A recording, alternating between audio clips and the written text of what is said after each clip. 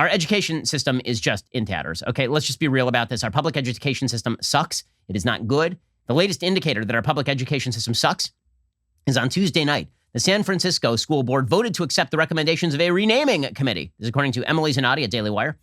They voted to officially rename 44 public schools in San Francisco, bearing the names of controversial historical figures. These figures include Abraham Lincoln, George Washington, Theodore Roosevelt, Franklin Delano Roosevelt, Herbert Hoover, Paul Revere, Thomas Edison, and Senator Dianne Feinstein, who was once the mayor of San Francisco. San Francisco commissioned the renaming committee in October of 2019. They announced they were putting the committee's name change recommendations to a vote in December, and they kept claiming, it's just a recommendation. We're not going to do anything. Well, then they did it. So what is the big problem with Feinstein? So according to a 1984 copy of Workers' Vanguard, quote-unquote, Dixie Feinstein raised a Confederate flag at San Francisco Civic Center while she was mayor of the city and later replaced the flag after it was pulled down by protesters. But it turns out that was part of a historical flags display. And it wasn't clear that Feinstein had anything to do with it. It doesn't matter. Her name comes off the high schools. Abraham Lincoln ran afoul of the committee because, quote, he did not demonstrate that Black lives mattered to him. That's a hot take there, San Francisco.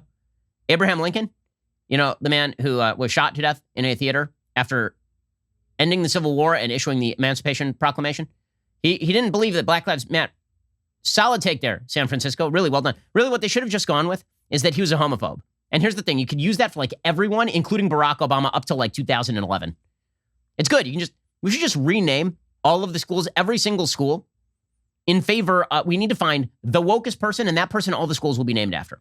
I'm talking about we need a 1/4 Black, 1/4 Native American, 1/4 South American, 1/4 Chinese, little person, transgender, pansexual. That's what we need. We'll find that person, and that person we will name all of the high schools after. We don't know who that is yet, but could be you. It could be your lucky day if you are that person. If I just described you, please send your application in to the San Francisco School Board. According to the San Francisco Chronicle, many San Francisco parents, as well as Mayor London Breed, argued the effort was ill-timed given the pandemic. Oh yeah, it's just the bad timing. That's the problem.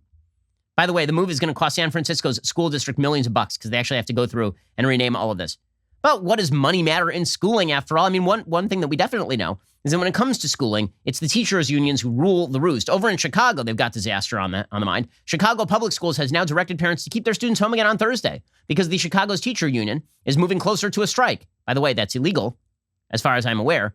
CPS said in an email to parents on Wednesday evening, quote, Chicago Teachers Union leadership continues to direct their members who support pre-K and cluster programs to remain at home. Therefore, we must ask parents to continue keeping your children home as we are unable to guarantee adequate staffing levels to cover in-person learning. The district will continue with remote learning tomorrow on January 28th.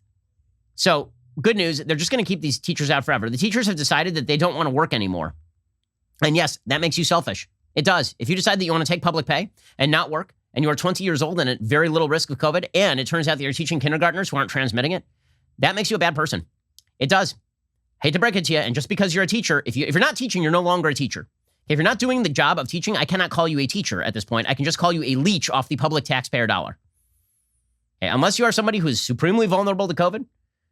Again, if you're a young dance teacher who is not going in to dance away the hours with first graders because of COVID, you're just lying. It is not about your risk. It is about the fact that you prefer to stay home and watch old episodes on HGTV. That's all that's going on right now.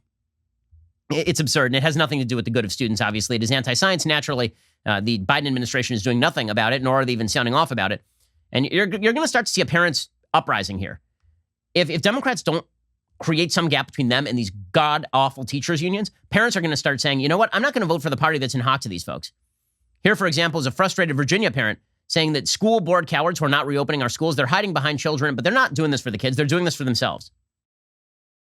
You're a bunch of cowards hiding behind our children as an excuse for keeping schools closed. You think you're some sort of martyrs because of the decisions you're making when the statistics do not lie that the vast majority of the population is not at risk from this virus. The garbage workers who pick up my freaking trash risk their lives every day. More than anyone in this school system. Hey, fact check true. Fact check true. Facts don't care about your feelings, and it's a fact that The Ben Shapiro Show is the largest conservative podcast in the nation. Be sure to hit the subscribe button to stay up to date on all of our content.